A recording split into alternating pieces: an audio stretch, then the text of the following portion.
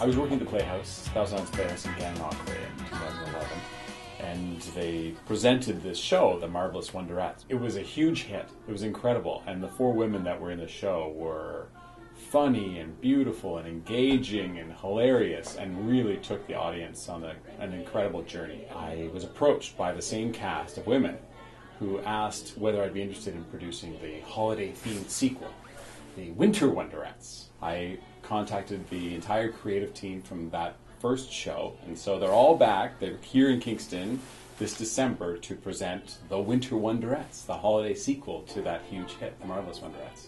When you get a group of people like with this show, a group of people who are quite incredibly talented but quite humble at their core, it makes for a really warm and wonderful environment to work in. You know, the professional rehearsal period is 10 to 6, 6 days a week. It's a very involved, very intense rehearsal process. And everyone brings a whole bunch of things to the table. It's really, really a unique experience. Bring us some toys. The initial Wonderettes play was all about four high school friends. They had this little girl group called the Marvelous Wonderettes, and when another group gets booted for drinking at the prom, they step into the breach and perform. And they fight over boys and they argue, but in the end they sing these incredible songs in four-part harmony that completely knock the audience socks off.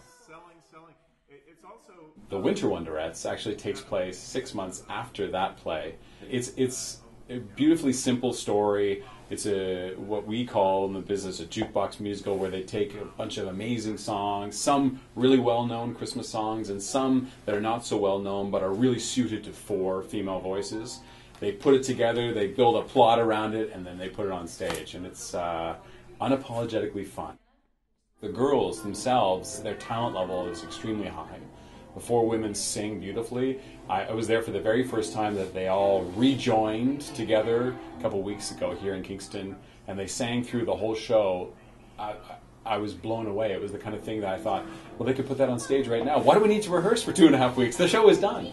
But of course, it just gets better and better from there.